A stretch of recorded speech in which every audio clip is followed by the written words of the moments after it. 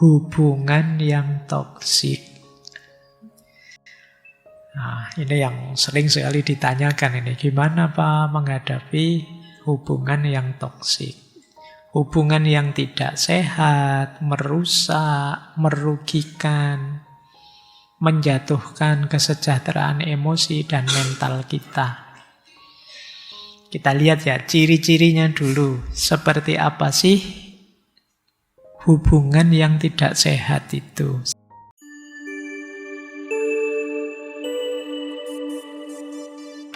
Assalamualaikum warahmatullahi wabarakatuh. Bismillahirrahmanirrahim. Alhamdulillahi rabbil alamin. Assalatu wassalamu ala asyrafil anbiya'i wal mursalin Sayyidina wa maulana Muhammadin wa ala alihi wa ashabihi wa man tabi'ahum bi ihsanin ila yaumiddin. Amma ba'd. Bismillah, mari kita lanjutkan belajar kita, ngaji kita. Malam ini kita masih ada di tema menemukan ketenangan menghadapi ketidakpastian. Malam ini kita membahas tentang support system, sistem pendukung. Ya, sederhananya menghadapi orang lain di sekitar kita. Kita mulai saja, ya. Bismillah. Kita pahami dulu apa itu support system, sistem pendukung. Jadi sistem pendukung ini biasanya dipakai satu istilah untuk menyebut jaringan dukungan atau sistem pendukung di sekitar kita. Baik itu individu maupun kelompok yang memberi bantuan pada kita, apakah itu emosional, sosial maupun praktikal. Ya sederhananya kita itu punya banyak keinginan, punya banyak target, punya banyak cita-cita yang itu tidak mungkin tercapai sendirian. Pasti kita perlu dukungan orang lain. Ini nanti yang disebut support system. Jadi sistem pendukung. Wong manusia itu makhluk sosial kan hakikatnya, kata Aristoteles. Tidak mungkin kita bisa hidup sendirian. Apalagi kita sudah punya keinginan macam-macam, itu sudah ngaji malam hari ini misalnya, itu ya kalian kan punya banyak support system, sadar atau tidak sadar. Takmir masjid itu mendukungmu, kemudian mungkin bapak kosmu, ibu kosmu yang di kos-kosan mengizinkan, loh, kemudian saya juga pas bisa hadir, loh, macam-macam. Jadi tidak mungkin kita bisa mewujudkan cita-cita kita tanpa dukungan orang lain. Ya ini dari perspektif yang berbeda sebenarnya menegaskan kalau ada orang kok sombong, merasa dirinya sehebat itu di atas banyak orang yang lain, itu sebenarnya menunjukkan dia tidak pinter. Apa bisa dia sampai di ketinggiannya tanpa support, tanpa dukungan dari orang lain? Ya di situ saya uraikan misalnya dari sisi emosional. Itu ada orang-orang yang memberi kita rasa aman. bisa memahami kita, bisa memotivasi kita. Ini dari aspek emosionalnya. Jadi orang tidak ngerusui kita itu pun sebenarnya juga support.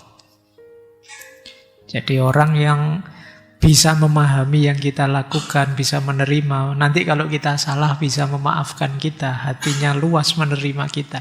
Ini juga pendukung kita secara emosional. Semakin banyak kita punya dukungan semacam ini, biasanya semakin leluasa kita mewujudkan keinginan kita. Kalau dari sisi sosial, ya lingkungan kita, sistem adat, budaya sekeliling, kebiasaan masyarakat kita, itu mendukung kita. Ini juga pendukung. Dari sisi praktis, banyak orang yang siap bantu kita secara tenaga misalnya. Bantu finansial, wis kamu tempuhlah cita-citamu, kalau pas uangmu habis bayar SPP ndak bisa, nanti saya lah yang ngasih utang, ndak apa-apa, piroto SPP-mu cuma di UIN saja misalnya. Nah ini kamu lumayan punya support system, safe, aman. Mungkin kalau diterjemahkan bahasa Jawa, support system ini apa orang Jawa punya istilah dekengan. Nah, dekengan kuat itu. Ya, dekengan pusat itu. Jadi itu yang dimaksud support system.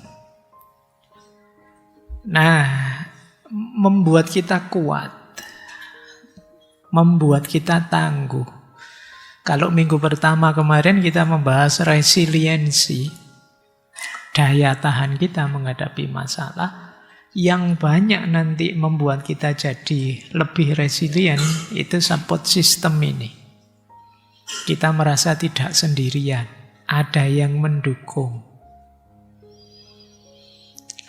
Di situ saya contohkan keluarga bisa jadi support system, orang tua, pasangan, saudara.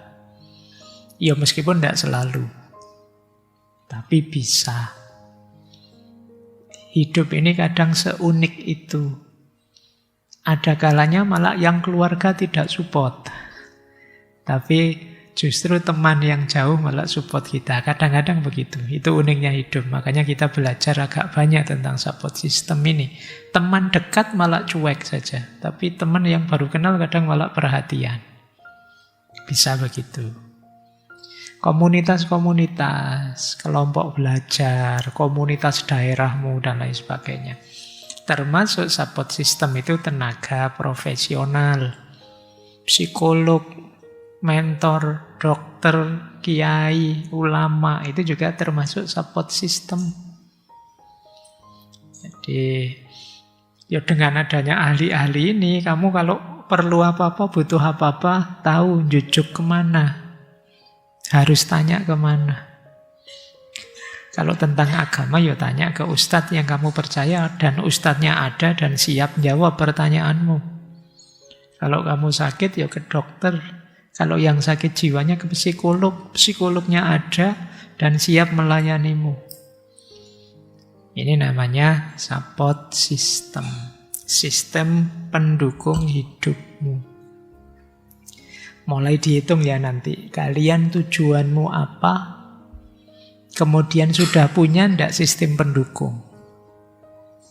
Sistem pendukung itu bisa tinggal kalian nikmati, karena alhamdulillah sudah ada orang tua yang baik, teman yang peduli, ini support system. Tapi ada kalanya harus kalian cari.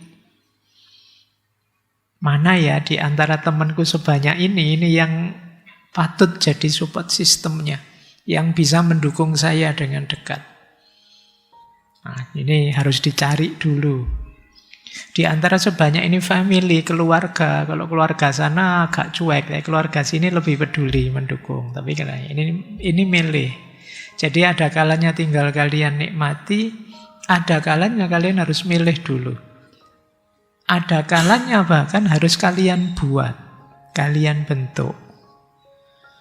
Misalnya kalian dari daerah ke sini tidak punya teman, terus siapa ya yang di sini anak Mojokerto misalnya, yuk kumpul-kumpul yuk bikin organisasi yuk. Ini sebenarnya ikhtiar membangun support system. Jadi membangun sistem pendukung untuk kalian. Kayak kalian ya misalnya di kos-kosan. Terus nanya, siapa ya di sini yang biasanya rajin ngaji filsafat? Aku ya. Terus kelompok tiap Rebo ke sini bareng. Ini sebenarnya kalian sedang membentuk satu support system. Jadi sistem pendukung. Nah, kalian ya bisa nanti, saya tahu kalian punya tujuan hidup yang macam-macam. Coba kalian hitung untuk tujuanmu yang ini dan yang itu, kalian sudah punya sistem pendukung yang kuat atau belum? Kalau belum, cari. Kalau tidak ada, buat. Karena itu tadi, kita tidak mungkin mencapai tujuan-tujuan hidup kita tanpa dukungannya orang lain. Baik, saya lanjutkan. Ini ciri-ciri sistem pendukung yang sehat. Nah, kalian cari ya, tadi kan tak suruh nyari. Coba kalian cari temanmu, orang-orang dekatmu yang punya karakter ini. Ini hebat untuk jadi pendukung kita. Yang pertama, orang-orang yang memberi kita rasa aman. Bisa menerima kita apa adanya. Tanpa syarat. Tanpa harus menghakimi. Kadang-kadang kan ada teman itu yang sukanya menghakimi. Kamu harus begini loh, kamu harus begitu loh. Kalau kamu begitu bukan temanku. Aku tidak akan ngaku teman kalau kamu masih begitu. Ini masih bersyarat. Ya orang-orang kayak gini ya dia masih menghitung kepentingannya. Kenapa dia tidak mau berteman denganmu? Ya mungkin karena kepentingannya terancam oleh gayamu sekarang. Kalau yang seperti ini sulit jadi pendukung. Cari orang yang tulus menerima kita. Yang kita merasa aman kalau dekat dengannya. Makanya Rasulullah itu kan di salah satu hadis menyatakan al-muslimu itu man salimal muslimuna min lisanihi wa yadihi. Jadi muslim itu yang baik itu ketika muslim yang lain merasa aman dari tangannya maupun dari mulutnya. Nah ini berarti support system yang baik. Kalau kalian, saya pengen sih deket teman yang itu, tapi tiap kali saya deket sakit hati mesti kalau ngomong nyelekit. Kamu bukan support system yang baik bagi temanmu. Saya senang sih dengan teman saya yang sana, tapi ya tangannya itu loh. Tangan kalau sekarang tidak harus kemudian dipukuli apa dia, mungkin postingannya itu loh. Jarinya itu loh, kalau ngomong nggak diatur. Berarti kamu bukan support system yang aman untuk teman-teman sekitarmu. Cari orang-orang di sekelilingmu yang kalian aman saya dekat dia. Dia positif buatku, membuat aku jadi lebih baik tanpa harus tiap hari menghakimiku. Kan tidak enak ya tiap hari kamu dihakimi. Kamu alah dasar orang kampung, alah dasar anak kuper, alah gitu. Yo sambil ketawa, cuma yo nyelekit. Tidak enak. Maka ciri support system yang sehat itu memberi rasa aman. Yang kedua, kita dan dia bisa saling. Jadi dia mendengarkan kita, kita juga mau mendengarkan dia. Ini kalau kita ada teman kayak gini enak. Kita mau bantu dia, dia juga mau kok bantu kita. Dia mengutamakan kita, kita juga mengutamakan dia. Aku peduli padanya, dia juga peduli padaku. Nah, ini saling mendukung. Kalau ada yang kayak gini, jangan dilepas. Kalian perlu orang-orang seperti ini banyak di sekelilingmu. Yang ketiga, teman, sahabat, keluarga yang membuat kita berkembang.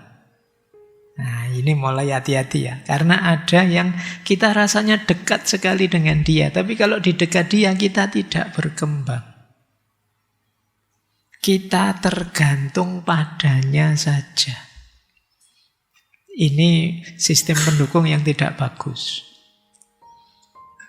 Jadi kalau ada teman, sudahlah kamu santai saja, urusanmu tak urusi semua, kamu tinggal. Ini membuat kita tidak iya sih dia orang baik, tapi membuat kita tergantung pada dia, sehingga kita sendiri tidak berkembang. Ini juga kita harus hati-hati. Bukan berarti tidak boleh berteman loh ya, kalau begitu tidak berteman. Bukan, ini bukan urusan lanjut pertemanan atau tidak. Tapi berarti teman yang seperti ini bukan sistem pendukung yang baik. Dia tidak bisa ngupgrade kita. Kadang-kadang malah mungkin karena khawatir kita benci, terus kita apa saja diiyanin, didukung. Wong jelas-jelas kita salah terus, oh enggak, kamu bener, saya tahu kamu orang baik, enggak mungkin kok kamu salah, padahal kita jelas salah itu. Tapi dia masih begitu. Ini enggak bagus juga untuk sistem pendukung. Berarti ya kita macet, kita enggak berkembang, kita enggak jadi lebih baik.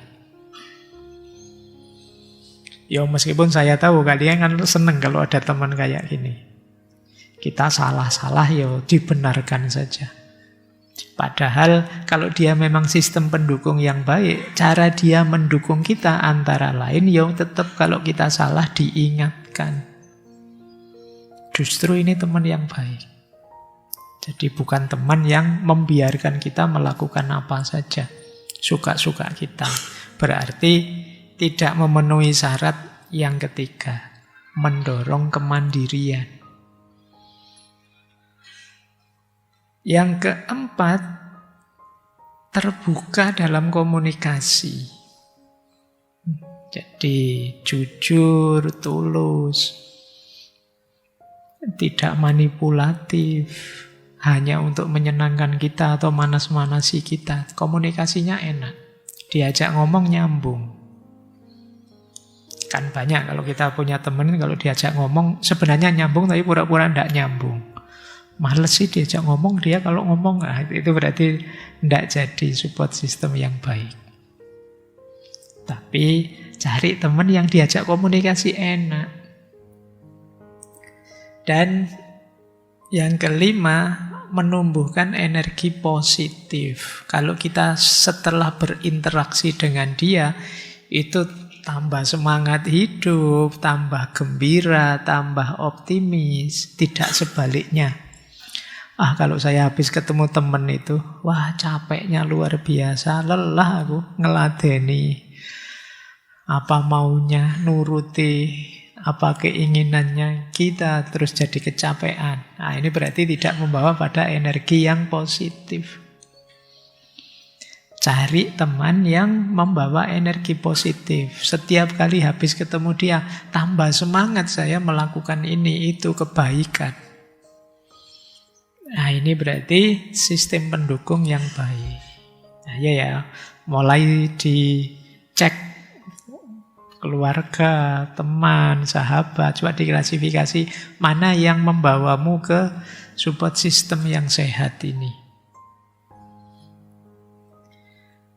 Baik, oke ya.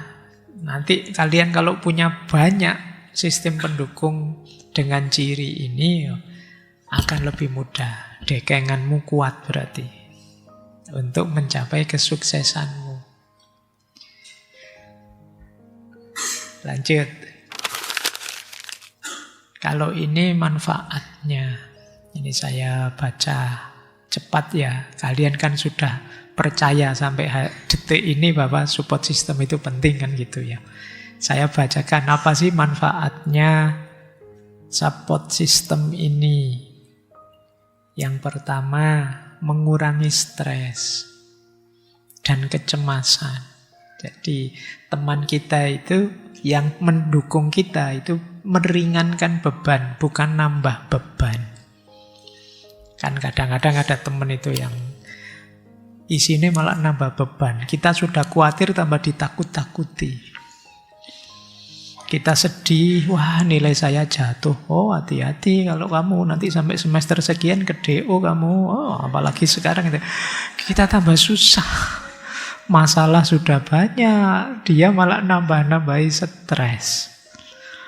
Nakut-nakuti. Oh saya punya teman kayak kamu dulu. Wah dia gagal hidupnya, diputus pacarnya, DO kuliahnya. Yo awalnya kayak kamu gini. Wah tambah susah kamu. Ya, kalau dia memang pendukung biasanya justru menguatkan kita, membuat kita lebih percaya diri. Dia menyemangati kita. Enggak apa-apa, sekali dua kali gagal. Ayo bangkit lagi, bareng-bareng yuk aku bantu. Ini enak, support sistemnya tangguh. Kemudian resiliensi kita juga meningkat, daya tahan kita lebih kuat. Jadi karena dia ikut mendukung.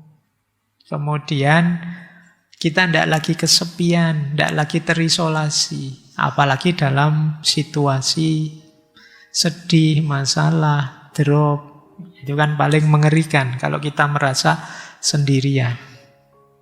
Karena support system yang baik itu justru waktu kita mengalami kesedihan, kejatuhan, itu dia akan mendekat, mendukung. Banyak yang mendekat ke kita kalau kita sedang senang, kalau kita sedang susah, wis jangan deket-deket dia, nanti ketularan sumpek.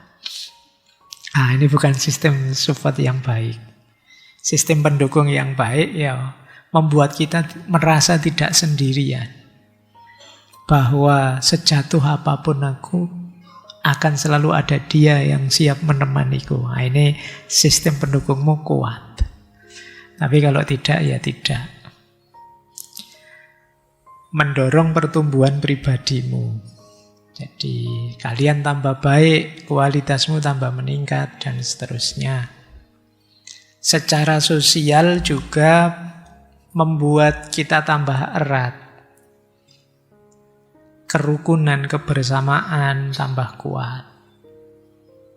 Secara fisik juga menguntungkan. Ada penelitian psikologi yang menunjukkan bahwa orang yang sistem pendukungnya baik itu lebih kuat dari sakit dan lebih cepat pulih kalau dia sakit. Ya mungkin karena hatinya gembira, hatinya tenang. Orang tenang itu kan daya imunnya meningkat dibandingkan orang yang cemas, panik, dan lain sebagainya. Terus ya resiko depresinya menurun. Selalu ada orang yang bisa menguatkan dia. Manfaat spiritual makna hidup tentu saja. Semakin kita punya sistem pendukung yang kuat, semakin kita menganggap hidup ini berharga ternyata. Hidup ini bernilai.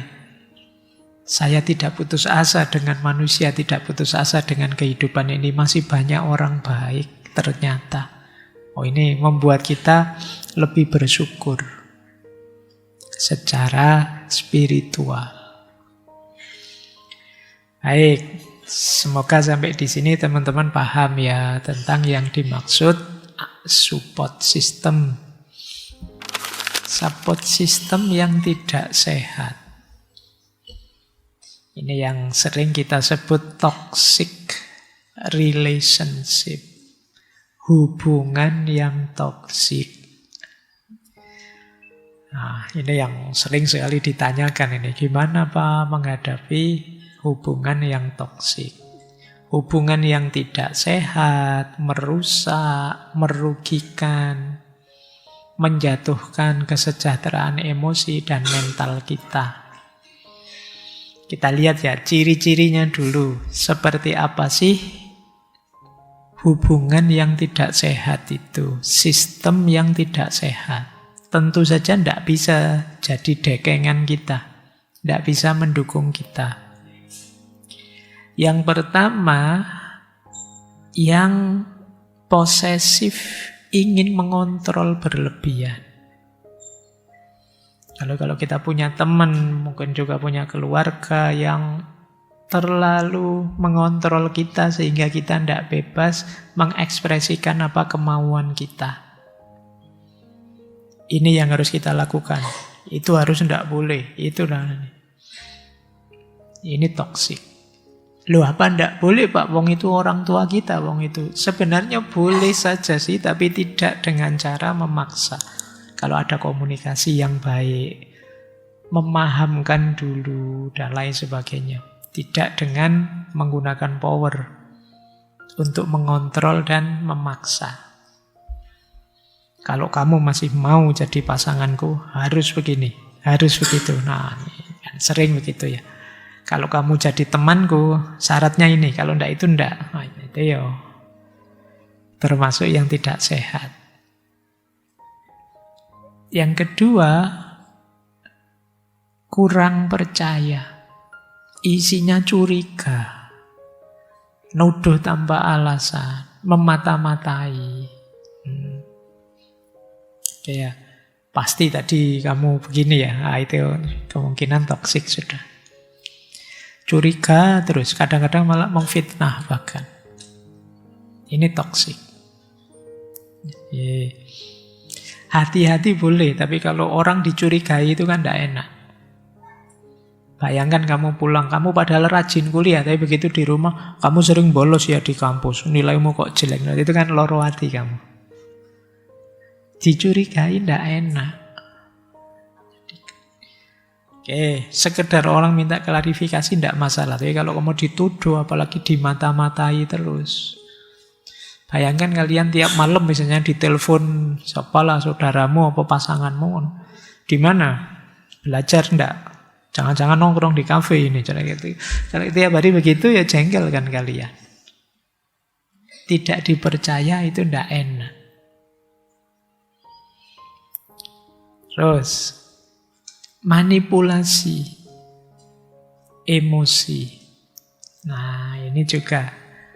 Jadi manipulasi emosi itu hubungan yang kita itu diposisikan selalu jadi orang yang merasa bersalah. Aku capek-capek ini yo gara-gara kamu lah.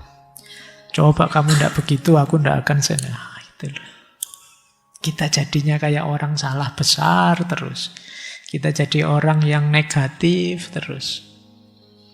Ini kalau tidak bela-belain kamu, tidak mungkin aku kayak gini. Wah, itu sudah. Jadi gaslighting. Padahal mungkin bukan salah kita juga sih, tapi pokoknya kita dibuat merasa bersalah terus. Kita dibuat merasa kasihan sekali dia ya terhadap orang ini. Nah, orangnya gayanya juga begitu. Ini demi siapa aku kayak gini ini? Oh, itu kamu seolah-olah dia sudah berkorban banyak demi kita, sementara kita tidak memberikan apa-apa. Itu emosi kita mesti drop. Terus tidak menguatkan tapi justru menjatuhkan, meremehkan. Kita tidak didukung tapi dijatuhkan. Alah, kalau potonganmu kayak gitu aja, tidak mungkin. Itu kita di drop sudah. Tidak percaya aku kamu. Kita nilainya tinggi misalnya, mesti nyontek, kapan lagi gayamu, ngerti aku. Karena itu sudah. Prestasi kita tidak dihargai. Kita dijatuhkan terus. Ini kalau kalian punya sahabat kayak gini ya toksik dia. Menyusahkanmu terus, menyakiti hatimu terus. Tidak mendukung secara positif. Kemudian komunikasinya buruk. Isinya ngamuk-ngamuk, teriak-teriak, atau tiba-tiba diam. Kita jadi salah tingkah. Ini kok tiba-tiba diam? Salah opo aku tadi? Salah ngomong bagian mana saya tadi? Itu jadi kembali ke atas tadi ya, kita jadi merasa bersalah. Nah, mungkin banyak ya di antara kita yang kalau ngamuk terus tiba-tiba diam. Kalian merasakan tidak teriak-teriak apa, tidak maki-maki. Tapi bagi sebagian orang diammu itu menyakitkan. Kalian juga harus sadar itu. Oke, ini termasuk jenis komunikasi yang buruk. Mbok yo kalau ada yang kurang berkenan, disampaikan saja, kan sahabatmu, temanmu, keluargamu. Apa sih susahnya berkomunikasi yang baik? Tambah harus teriak-teriak, tambah harus diam-diaman. Makanya kalau dalam Islam itu sesama saudaranya, sesama muslim diberi waktu 3 hari. Ayo, siapa yang benci orang lebih 3 hari? Tidak mau nyopo, tidak mau itu. Kan kita kadang bertahun-tahun kan kalau sudah tidak suka sama orang. Padahal kalau Nabi 3 hari lah kamu. Kalau sudah minta maaf lah, kembalilah bersaudara. Kemudian apalagi yang ini ya, kekerasan. Kekerasan itu bisa fisik, bisa juga verbal. Mengancam atau emosional, menyakitkan hati. Atau yang terakhir tadi ya, menguras energi. Itu ciri-cirinya toksik sudah. Capek luar biasa. Pokoknya kalau dia datang kita ambil nafas panjang. Datang dia, ini alamat ini sudah. Kalau dia pulang kita leganya luar biasa. Alhamdulillah temannya sudah pulang ini. Kita bisa bebas lagi. Nah, itu kemungkinan dia hubunganmu dengannya jenis toksik. Ya kalau sekelilingmu isinya orang-orang toksik semua, ya nasibmu buruk.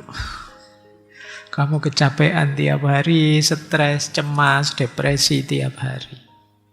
Pada akhirnya mungkin ada dampak kamu tidak percaya diri, merasa harga dirimu turun, depresi, kamu jadi sulit percaya sama orang. Ada teman baru kamu ragu-ragu, jangan-jangan kayak yang kemarin-kemarin, nambah susah aja, nambah sumpek aja. Lebih baik sendiri saja. Nah, mungkin bisa begitu. Oke ya, semoga tidak banyak relasimu yang toksik. Kalau ada Pak, biarkan sebagai teman saja. Tidak harus diperdalam sebagai sistem pendukungmu. Cari lagi, perbanyak lagi teman-teman yang bisa menjadi sistem pendukungmu. Lah terus bagaimana Pak menghadapi toxic relationship ini Pak? Itu di keluarga saya ada Pak, sahabat-sahabat saya banyak Pak. Saya sering cemas, sering tidak percaya diri, sering depresi. Apa yang harus saya lakukan? Oke ya, ini praktis sebelum ke filosofinya lagi nanti. Apa sih yang harus kita lakukan ketika berhadapan dengan toxic circle, toxic relationship? Yang pertama, sadari dan akui, validasi diri. Jadi kadang-kadang kita denial, menyangkal. Iya Pak, saya punya teman toksik. Iya Pak, mau gimana lagi? Keluarga saya beberapa memang ada yang toksik. Tidak masalah, akui dulu. Tanpa harus menyalahkan diri sendiri. Karena seringkali kita itu kemudian menyalahkan, mungkin saya bukan sahabat yang baik, mungkin ya Pak. Jangan-jangan saya bukan anak yang berbakti ya Pak. Ini kita sering menyalahkan diri. Tidak apa-apa, kita sadar bahwa kita ini memang punya teman toksik. Kadang-kadang ada orang dekat kita yang toksik, diakui saja. Perasaan itu, rasamu yang seperti itu valid, sah, tidak apa-apa. Karena kamu berhak atas bahagia hidupmu sendiri. Ya, jangan lari dari kenyataan bahwa memang ada orang-orang toksik di sekelilingmu.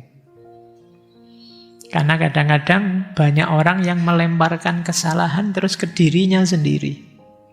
Jangan-jangan saya memang yang tidak bisa membahagiakan mereka, melayani mereka. Padahal mungkin faktanya memang orang-orang di luar dirimu itu yang bermasalah. Jadi yang pertama ini biar kamu tidak tambah depresi.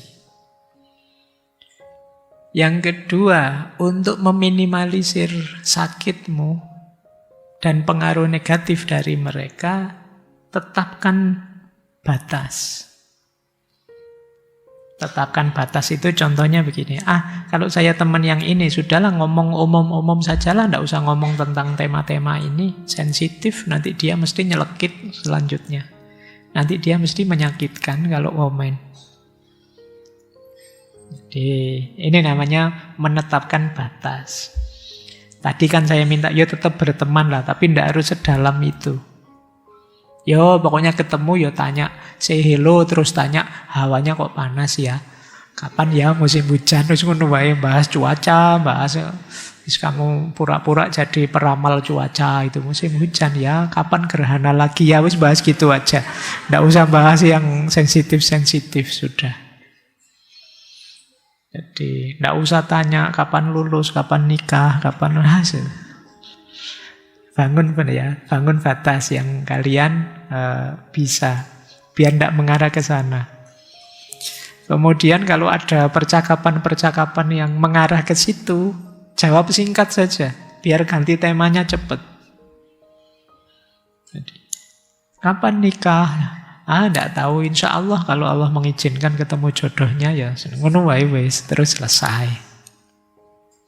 Jadi pokoknya pertanyaan-pertanyaan yang sensitif itu dijawab ringkas saja, yang tidak harus berpanjang-panjang. Tidak tahu juga saya. Pasrah saja saya pada Allah. Gitu-gitu saja. Kalimat-kalimat yang memutus rangkaian pembicaraan panjang. Kalau masih sulit dihentikan, batasi waktunya. Sudah ya, saya masih ada urusan, tidak apa-apa. Kalau masih duduk di situ tambah loro hati kalian, sakit hati. Itu yang dimaksud membangun batas, boundaries. Yang ketiga, biar tidak terlalu menyakitkanmu, ubah ekspektasimu. Kalian terlalu sakit karena mungkin kalian terlalu berharap bahwa orang ini akan memberimu apa, orang ini akan memahamimu, orang ini akan memaafkanmu. Harapanmu ketinggian, sehingga kamu kecewa, jadi kamu sakit. Anggap saja dia orang lain yang kalau ngomong tidak sepenting itu. Jadi tidak harus terlalu diambil peduli. Ekspektasimu turun sudah. Ini mengurangi rasa sakitmu. Jadi kamu sangat sakit karena kemarin nganggap dia itu sahabat dekatmu, yang mengerti dirimu, yang peduli bahagia susahmu, sehingga kelakuannya yang toksik sangat menyakitimu. Sekarang kamu balik ekspektasimu. Enggak ya, dia memang sahabat sih, tapi hakikatnya orang lain. Kalau dia enggak terlalu paham saya, ya wajar saja sih. Dia enggak peduli juga enggak masalah, wong dia juga punya urusan lain di hidupnya banyak. Itu kamu lebih ringan. Kalau dia komentar macam-macam, itu paling basa-basi saja, cuma nyari tema obrolan saja daripada ndak ada. Itu kamu ringan. Tapi karena kamu anggap berat, ekspektasimu tinggi, kamu lebih sakit. Kemudian boleh bikin trik-trik, itu ya, kita kelola diri kita. Misalnya sejak mau ketemu kamu ingatkan dirimu, diingat-ingat ya, teman yang ini itu cerewetnya luar biasa. Kalau ngomong nanti bisa sampai kemana-mana yang tidak perlu-perlu diomong. Diingat-ingat, bertahan ya, nanti bertahan. Kamu ingatkan dirimu begitu. Terus mungkin pakai strategi apalah, tema ringan kayak tadi, atau humornya diperbanyak. Boleh. Atau ya kalau sudah sangat panas, menghindar saja. Lebih aman, lebih safe. Oke, baik. Ini menjawab banyak pertanyaan ke saya selama ini tentang menghadapi toxic circle, toxic relationship. Saya lanjutkan. Yang keempat, Pak, lah terus gimana Pak? Kita kan juga perlu sistem pendukung yang kuat. Kok orang sekitar saya ngaco semua ini? Yo, cari yang lain. Cari teman yang lain yang lebih sehat, cari komunitas yang lebih mendukungmu, cari mentor yang memahamimu, cari terapis yang lebih paham dirimu, dan lain sebagainya. Cari support system alternatif. Ini penting ya, karena ya bagaimanapun kita perlu pendukung. Kalau ndak ada di sekelilingmu, buat yang baru. Tidak masalah. Akan selalu ada orang yang frekuensi, vibrasi, visi hidup, keinginan dan masalahnya mirip dan dekat denganmu, yang bisa dijadikan teman, sahabat. Kemudian, kalau ini stoik ya, ingatkan terus dirimu bahwa kamu tidak bisa mengontrol orang lain. Yang bisa kalian kontrol ya dirimu sendiri. Jadi kalau mereka toksik, ya sudah, itulah mereka. Tapi engkau yang bisa ngatur responmu pada mereka.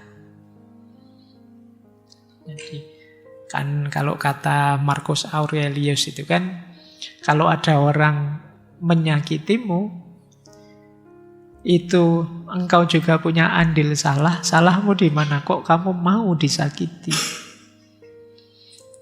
Wong yo kamu cueki saja bisa kok. Lah kok kamu dengarkan, kamu seriusi.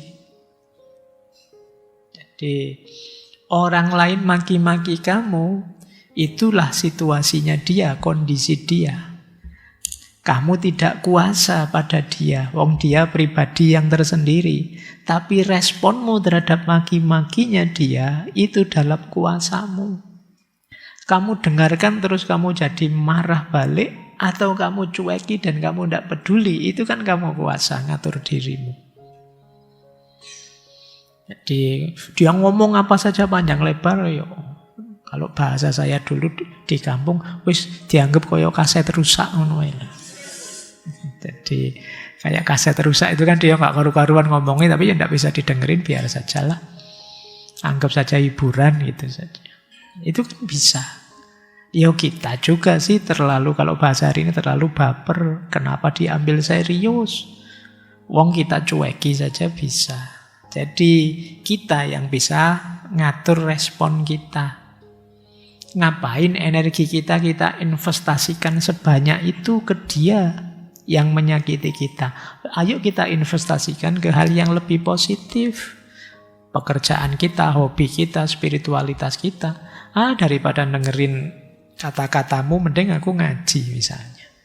Nah, itu kan jadi positif. Lah ngapain kita habisin energi sampai di rumah masih kepikiran temanku tadi. Lah kamu menginvestasikan energi sebesar itu pada temanmu yang toksik, ngapain? Nah, fokuslah pada hal yang bisa kalian kendalikan. Kemudian pertimbangkan pilihan jangka panjang. Ini dalam konteks tertentu ya. Jika sudah sangat merusak sama sekali, mungkin kekerasan fisik verbal parah, pertimbangkan dua hal. Yang pertama low kontak, yang kedua no kontak. Low kontak minimal ketemu, kalau no kontak sudahlah kita putus, tidak jadi sahabat lagi. Tidak masalah juga. Karena ini hidup kita. Jangan sampai kita resikokan dia jadi hancur karena orang lain. Bukan berarti kita tidak berbakti pada orang tua atau tidak peduli dengan sahabat, tapi yang pertama-tama kita lindungi mental kita sendiri. Toh kalau kita sehat jasmani rohani juga kita bisa melakukan kebaikan yang banyak pada orang-orang di sekeliling kita. Baik ya teman-teman, jadi tahu ya sekarang caranya menghadapi toxic circle, toxic relationship. Ini tadi yang kita rumuskan, support system yang tidak sehat. Tadi ada 7 ya. Sadari dan validasi, bangun batas yang jelas, ubah ekspektasi, kelola diri, cari support system alternatif, Kendalikan diri dan pertimbangkan kalau sudah parah pilihan-pilihan jangka panjang.